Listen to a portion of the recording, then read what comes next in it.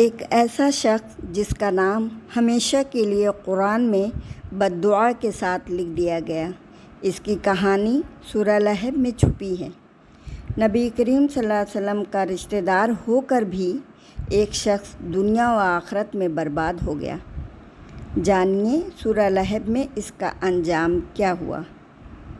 جب اللہ تعالیٰ خود کسی انسان کا نام قرآن میں گرا دے، سورہ لہب ان سب کے لیے ہے جو حق کا انکار کرتے ہیں۔ سورہ لہب قرآن کا وہ پیغام جو بتاتا ہے کہ نہ رشتہ کام آیا، نہ مال کام آیا، نہ مقام۔ آج بھی لوگ ابو لہب جیسے کیوں بنتے ہیں؟ سورہ لہب کا پیغام ہر دور کے لیے ہے۔ السلام علیکم ورحمۃ اللہ وبرکاتہ میرے عزیز بھائیوں اور میری عزیز دوستوں۔ جہاں ہر قرآنی آیت زندگی کا ایک نیا پیغام بن کے سامنے آتی ہے، ایک ایسا کردار جس کا نام قرآن میں آیا مگر عزت کے لیے نہیں، عبرت کے لیے، آج ہم بات کریں گے سورہ لہب کے بارے میں۔ اگر آپ قرآن کو صرف پڑھنا نہیں بلکہ سمجھنا اور اپنی زندگی میں اتارنا چاہتے ہیں تو ورس وائب کو ضرور سبسکرائب کریں اور اس سفر کا حصہ بن جائیں۔ چلیے اب اپنی ویڈیو کا آغاز دعاؤں سے کرتے ہیں۔ اللہم صلی علی محمد وعلی آل محمد کما صلیت علی ابراہیم وعلی آل ابراہیم انک حمید مجید۔ اللہم بارک علی محمد وعلی آل محمد کما بارکت علی ابراہیم وعلی آل ابراہیم انک حمید مجید۔ رب زدنی علما، رب اشرح لی صدری ویسر لی امری واحلل عقدۃ من لسانی یفقہوا قولی۔ سورہ لہب یہ مکی ہے، اس میں 5 آیتیں ہیں اور ایک رکوع ہے۔ ترتیب کے حساب سے یہ 111 نمبر پہ ہے اور نزول کے اعتبار سے یہ 6 نمبر پہ ہے۔ تلاوت: اعوذ باللہ من الشیطان الرجیم، بسم اللہ الرحمن الرحیم۔ تبت یدا ابی لہب وتب،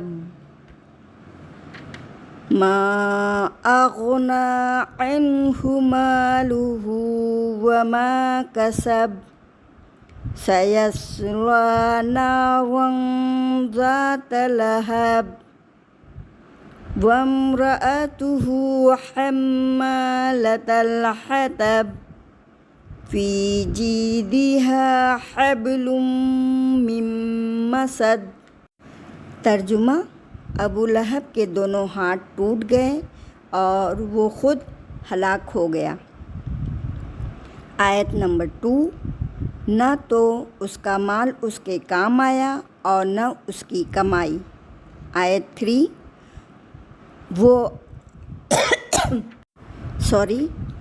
وہ عنقریب بھڑکنے والی آگ میں جائے گا۔ آیت 4، اور اس کی بیوی بھی جائے گی جو لکڑیاں ڈھونے والی ہے۔ آیت 5، اس کی گردن میں پوست کھجور کی بٹی ہوئی رسی ہوگی۔ اس کا دوسرا نام مسد بھی ہے۔ تشریح: اس کے شان نزول میں آتا ہے کہ جب نبی کریم صلی اللہ علیہ وسلم کو حکم ہوا کہ اپنے رشتہ داروں کو انداز و تبلیغ کریں تو آپ نے صفا پہاڑی پر چڑھ کر یا صباحہ کی آواز لگائی۔ اس طرح کی آواز خطرے کی علامت سمجھی جاتی تھی، چنانچہ اس آواز پر لوگ اکٹھے ہو گئے۔ آپ صلی اللہ علیہ وسلم نے فرمایا، ذرا بتلاؤ، اگر میں تمہیں خبر دوں کہ اس پہاڑ کی پشت پر ایک گھڑ سوار لشکر ہے جو تم پر حملہ آور ہوا چاہتا ہے تو تم میری تصدیق کرو گے؟ انہوں نے کہا، کیوں نہیں، ہم نے کبھی آپ کو جھوٹا پایا ہی نہیں۔ آپ صلی اللہ علیہ وسلم نے فرمایا، پھر میں تمہیں ایک بڑے عذاب سے ڈرانے آیا ہوں، اگر تم کفر و شرک میں مبتلا رہے۔ یہ سن کر ابو لہب نے کہا، تباً لک، تیرے لیے ہلاکت ہو، کیا تو نے ہمیں اس لیے جمع کیا تھا؟ جس پر اللہ تعالیٰ نے یہ صورت نازل فرما دی۔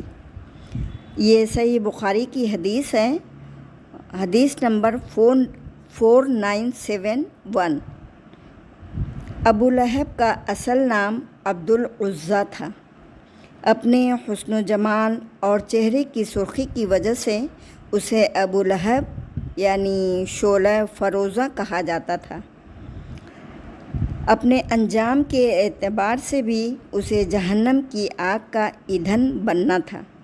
یہ نبی صلی اللہ علیہ وسلم کا حقیقی چچا تھا، لیکن آپ کا شدید دشمن تھا، اور اس کی بیوی ام جمیل بنت حرب بھی دشمنی میں اپنے خاوند سے کم نہ تھی۔ پہلی آیت میں یدا اصل میں یدان ہے، اضافت کی وجہ سے نون گر گیا، جو کہ ید یعنی ہاتھ کا تثنیہ ہے۔ مراد اس سے اس کا نفس ہے، جز بول کر کل مراد لیا گیا ہے، یعنی ہلاک و برباد ہو گیا۔ یہ بد دعا ان الفاظ کے جواب میں ہے جو اس نے نبی کریم صلی اللہ علیہ وسلم کے متعلق غصے اور عداوت میں بولے تھے۔ وہ تب اور وہ ہلاک ہو گیا، یہ خبر ہے، یعنی بد دعا کے ساتھ ہی اللہ تعالیٰ نے اس کی ہلاکت اور بربادی کی خبر بھی دے دی۔ چنانچہ جنگ بدر میں چند روز بعد یہ عدسیہ بیماری میں مبتلا ہوا، جس میں طاعون کی طرح گلٹی سی نکلتی ہے۔ اسی میں اس کی موت واقع ہو گئی۔ 3 دن تک اس کی لاش یوں ہی پڑی رہی، حتیٰ کہ سخت بدبودار ہو گئی۔ بالآخر اس کے لڑکوں نے بیماری کے پھیلنے اور عار یعنی شرم کے خوف سے اس کے جسم پر دور ہی سے پتھر اور مٹی ڈال کر اسے دفنا دیا۔ آیت نمبر 2، کمائی میں اس کی رئیسانہ حیثیت اور جاہ و منصب اور اس کی اولاد بھی شامل ہے، یعنی جب اللہ تعالیٰ کی گرفت آتی ہے تو کوئی چیز اس کے کام نہ آ سکے گی۔ آیت نمبر 3، یعنی جہنم میں یہ اپنے خاوند کی آگ پر لکڑیاں لا لا کر ڈالے گی تاکہ آگ مزید بھڑکے۔ استغفر اللہ۔ یہ اللہ تعالیٰ کی طرف سے ہوگا، یعنی جس طرح یہ دنیا میں اپنے خاوند کی اس کے کفر عناد میں مددگار تھی، آخرت میں بھی عذاب میں اس کی مددگار ہوگی۔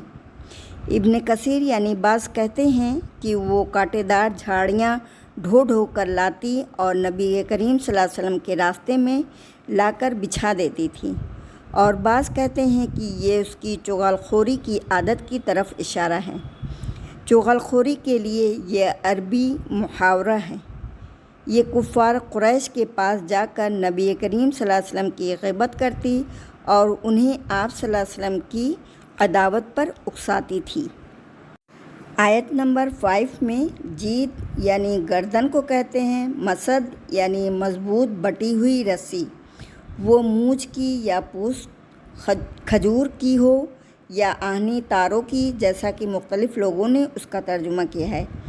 بعض نے کہا ہے کہ یہ وہ دنیا میں ڈالے رکھتی تھی جسے بیان کیا گیا ہے، لیکن زیادہ صحیح بات یہ معلوم ہوتی ہے کہ جہنم میں اس کے گلے میں جو طوق ہوگا وہ آہنی تاروں سے بٹا ہوا ہوگا۔ اس کو مسد سے اس لیے تشبیہ دی ہے کیونکہ اس کی شدت اور مضبوطی کو واضح کرنے کے لیے بیان کیا گیا ہے۔ اللہ تعالیٰ نے ابو لہب کو تو برباد کر دیا، مگر سورہ لہب ہمیں زندگی کے ہر موڑ پر روشنی دیتی ہے۔ حق کو پہچانیے اور اس پر چلیے۔ جب قرآن کسی کا نام لے کر اسے مثال بنا دے تو سمجھ جائیے کہ اس میں ہر دور کے لیے سبق چھپا ہوا ہے۔ اس سورہ نے ایک شخص کا انجام لکھ دیا، اب فیصلہ ہمارے ہاتھ میں ہے کہ ہم کس راستے پر چلیں۔ اگر اس ویڈیو سے آپ کو تھوڑا بھی فائدہ محسوس ہوا ہو تو دوسروں کے ساتھ اس کو ضرور شیئر کریے گا تاکہ ہم سب قرآن کی روشنی میں چل سکیں۔ یہ تھی مختصراً 5 آیات کی تشریح ایک نئے وائب کے ساتھ۔ آج کے لیے اتنا ہی کافی ہے. اب ملتے ہیں نیکسٹ ویڈیو میں. تب تک آپ لوگ اپنا بہت بہت خیال رکھیے گا اور دعا میں ہم سب کو بھی یاد رکھیے گا. اللہ حافظ. السلام علیکم ورحمۃ اللہ وبرکاتہ.